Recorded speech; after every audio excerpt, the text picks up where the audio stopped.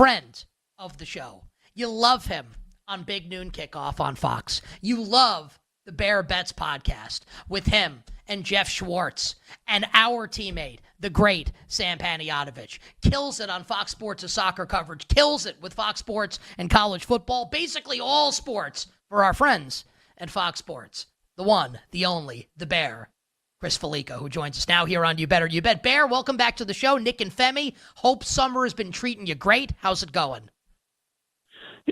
Summer's been good. Had the nice trip overseas. Just got back from LA for our Fox football meetings over the last couple of days, and now that's the unofficial end of summer vacation, and now we're ready to roll.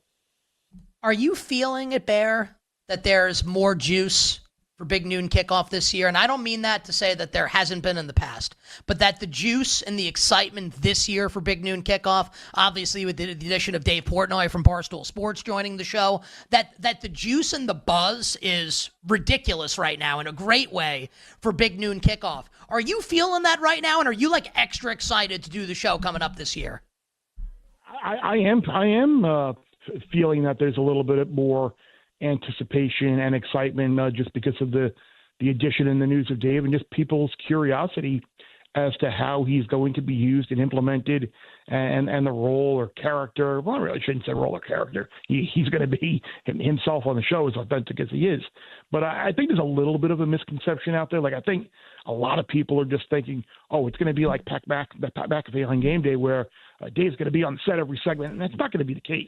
He's going to be on the set for some segments, sure, but it's not going to be like you're going to be adding what would it be, the fifth analyst on the set at all times. It's not going to be that. But, I think there is definitely some curiosity with that, and I think it gave the show a little joy. So kudos to my bosses for adding a little bit of a spice in not only the Big Noon show, but the FS1 morning lineup as well. Plus, by the way, it doesn't necessarily hurt that we got that number one versus number two reigning national champion Ohio State versus Texas to kick it off there on August 30th. I know.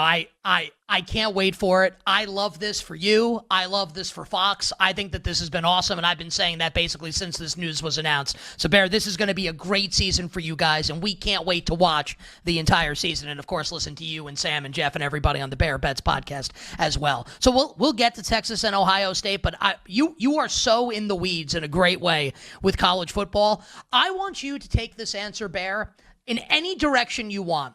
This could be as esoteric, as in the weeds as you want, or you could tell us who's going to win the national championship, wherever you want to take it. As it stands right now, on Thursday, August 7th, what is Chris Fallica's favorite college football bet? It's something that's probably going to offend or raise some eyebrows in a lot of people's minds because people have a hard time seeing this number and laying that, but Penn State minus 290 or whatever they are to make the college football playoff, like that is my favorite bet of everything. It's funny because Penn State has this like reputation of like people, oh, you can't trust Penn State to win the. Penn State is the most trustworthy, predictable team in all of college football. You know that the floor is 10-2. You know they get Oregon at home, and maybe they win that game, and they go to Ohio State and lose their 11-1. The way the schedule breaks down for Penn State, you know they're going to be in the college football playoff. They're not going to be worse than 10-2. So I have no problem laying a big number like that with a team that is loaded on defense with a new defensive coordinator. You got two great running backs.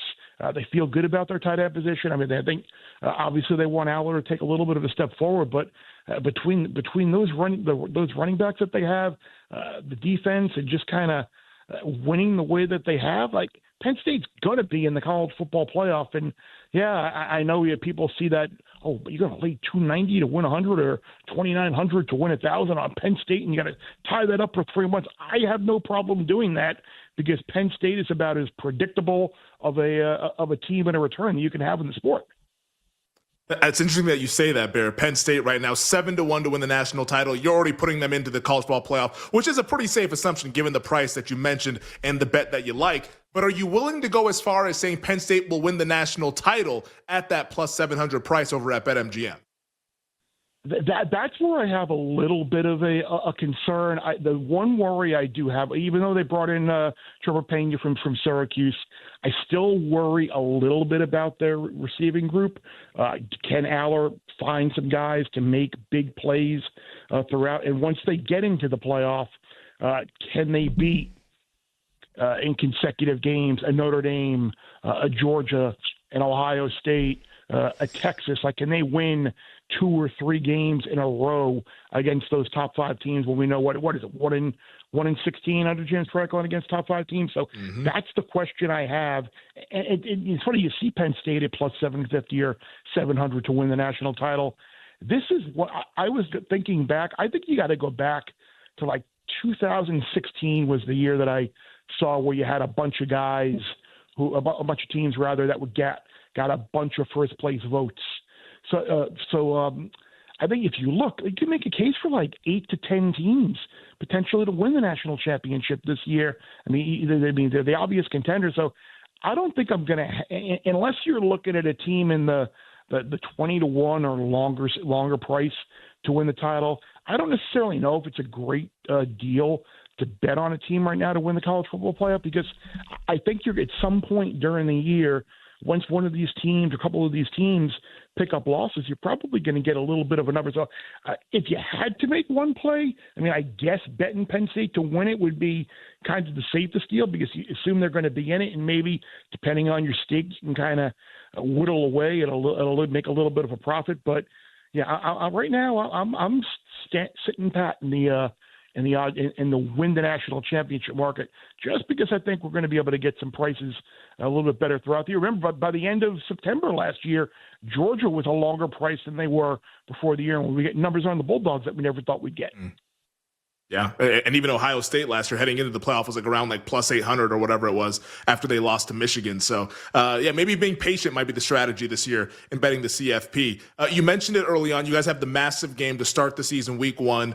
Texas, Ohio State. We got the big news today from Archie Manning saying that Arch Manning is likely to stay at Texas next year and is not going to be declaring for the NFL draft. I know you talk with Matt Leinart, Brady Quinn, Urban Meyer, all these guys that have had a lot of experience and they know what it looks like. When you talk to them about Arch Manning, because I think that's the big mystery this season with Texas, like how good is Arch Manning and what should we expect to see starting when they take on the Buckeyes in Columbus?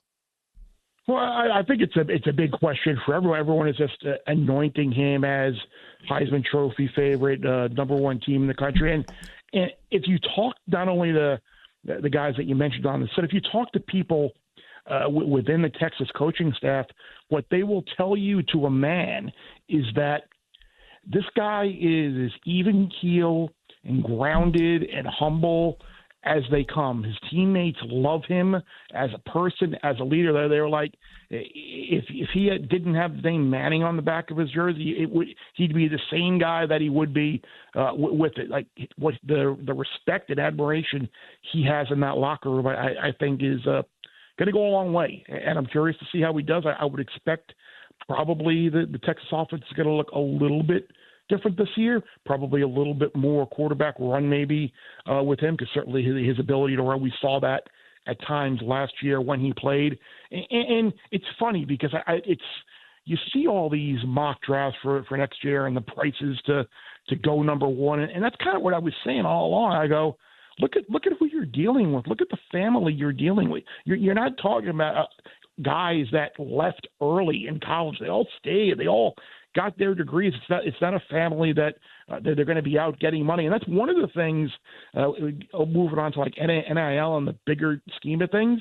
Like, you may be anti-NIL, but the one good thing about NIL and the pay for play that you're getting now is guys who maybe want to work on their NFL draft grade and they're not leaving to go to the NFL early. There's an opportunity for them to stay in college, make a little bit of money in their junior or senior year before leaving, and get better and improve their grade as well. So if you're looking for the silver lining here in the sport, use the Penn State backs, for example, Allen and Singleton. It was thought that they were one or both were going to go, and they both wound up staying, and they were able to work some things out. So it's good for college football that those guys are hanging around. You bet here on this Thursday. Nick Costos, Femi Abebefe, BetMGM Network, joined by the great Chris Fallica, the Bear from Fox Sports. Bear, we've got about 3 minutes left here. I'd love to do lightning round. 4 questions in the lightning round. Are you ready? Let's go. Your favorite win total for this year's college football season is what? 30 seconds on the clock. Minnesota over 7.5 at plus money. I think what you look at the Gophers last year, what they did. I know they got Lindsey coming in a quarterback, and I think they're going to be a kind of a pass to set up a run type of deal with Perisic going maybe 2 ways. You look at the Gophers last year, grueling, brutal losses. Penn State, Michigan, North Carolina, 3 games that couldn't win. This isn't a team that's going to go to Oregon and win, go to Ohio State and win. But every other game on that schedule is very, very manageable. I think Minnesota is absolutely an 8-win team. Bear, your favorite spread bet in either week 0 or week 1 is what and why? 30 seconds on the clock. I disagreed with the move from Utah to 4.5 to 6.5. I like UCLA plus the 6.5 in that game. I think, obviously, everybody talking about Nico coming in, and clearly that will help the Bruins offense. But after the brutal start to the year last year, UCLA played a hell of a lot better. Their defense played well. I think 6.5, and I know Utah's got the kid from New Mexico transferring in. Everybody expects Kyle Whittingham's team to be potentially the favorite in the Big 12. I don't know, laying 6.5 right out of the gate on the road. Give me UCLA plus the points there. Bear, this can very much be a pencil, not pen answer. It's Thursday, August 7th. But if you had to bet someone at price right now to win the Heisman Trophy, who would it be and why? Carson Beck at 33 to 1, I think, is still potentially out there. It may have come down a little bit. I know. I'm assuming you guys have spoken to Sammy about this as well. Oh yeah. Remember, going in, it's the guy that we thought may have been a number 1 type pick in the draft, and now he's at Miami with an offensive line that's going to be one of the top 3 to 5 units in the country. They got 3 running backs that they love who can take some of the load off. I think they feel really good about their tight end position as well. He's looked great so far in camp. That Notre Dame game is going to go a long way in determining whether that ticket can cash or not. So Carson Beck, 33 to 1, and 1B would be the running back on Notre Dame, Jeremiah Love. You look at Notre Dame, they win that game. He potentially is on a team that could, in theory, run the table. So Beck and Love, 1A, 1B. Final question, Bear. 15 seconds. Pencil, not pen. It's early. You had to bet a national champion at price. Who is it and why? At price. At price, you know what? You're going to make me go an alumni homerism pick. At price, 40-something to 1. Miami, you beat Notre Dame. Maybe DJ Lagway isn't fully healthy. You get to the ACC championship game, you win it. You get an automatic bye. And, oh, by the way, title game is in South Florida. Why not, right?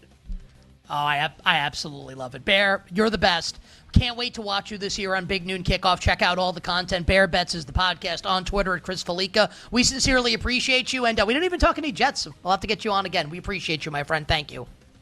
Do we have to? Well, Femi thinks Aaron Glenn's going to win Coach of the Year, so maybe.